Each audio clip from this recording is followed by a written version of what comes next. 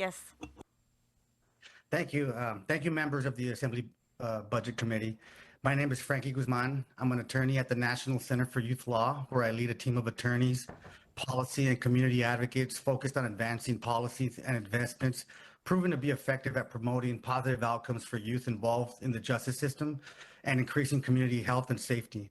I also spent 6 years as an adolescent incarcerated in county juvenile hall and state youth prisons. I'm here today to voice my strong opposition to the governor's proposal to allocate $100 million of state funds to counties to support improvements to county-operated juvenile facilities as the state prepares to close DJJ. I want to be clear about my position. I agree the state must invest resources in developing local capacity and the right infrastructure to better serve youth. However, a hasty decision to dump $100 million into renovating local youth jails has the potential to undermine the healing-based direction for youth justice that was enacted a little over a year ago with SB 823. We are at a critical moment where we need to proceed thoughtfully, not just because $100 million is a lot of taxpayer money, but because the state must ensure that each step it takes supports the direction it has chosen and does not undermine it and cause harm to young people and their communities. The purpose of SB 823 was to close California's punitive and harmful youth prisons and instead to invest in local alternatives that better promote positive youth development and reduce crime and recidivism, utilizing trauma-informed, culturally rooted, and developmentally appropriate services for youth in the least restrictive environments.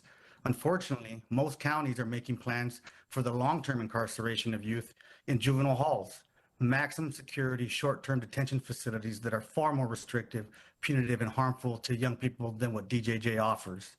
Now the governor proposes allocating $100 million in state funds to support improvements to punitive and harmful youth detention facilities with no justification for the amount proposed or for its proposed purpose.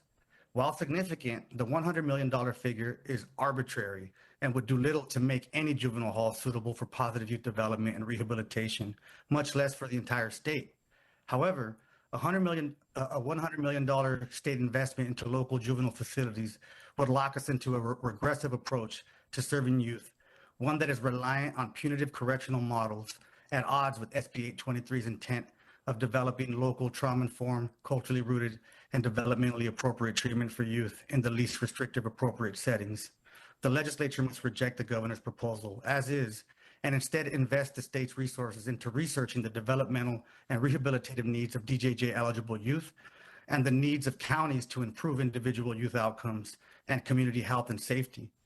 And let's take a moment to do this right, because the decision that we make in the next couple of months will have a far-reaching impact for years and decades to come. The state could task the Office of Youth and Community Restoration to survey the field, research best practices and environments for youth development, and develop short and long-term solutions for programming and space needs. With this information, the state can responsibly and effectively invest $100 million or more in next year's budget session to improve youth outcomes who are overwhelmingly Black, Brown, and Indigenous with histories of abuse, neglect, poverty, and other disadvantages. To do otherwise would risk harming vulnerable youth for generations, increasing transfers to the adult system, wasting state tax dollars, and eroding the public's trust in well-intentioned youth justice reforms. I would like to take this opportunity to note, California's plan to close DJJ began with the governor's proposal driven by budgetary concerns and a recognition that our outdated and harmful youth correctional system was no longer acceptable.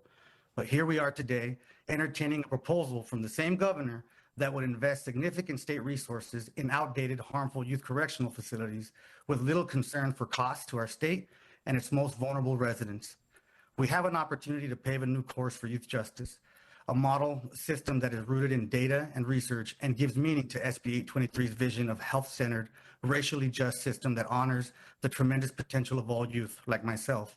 However, that would require us to learn from our mistakes and not continue to make hasty decisions and poor investments in concrete cell blocks, steel doors, and barbed wire fences with no accountability for how counties use public resources and how they treat our most vulnerable children.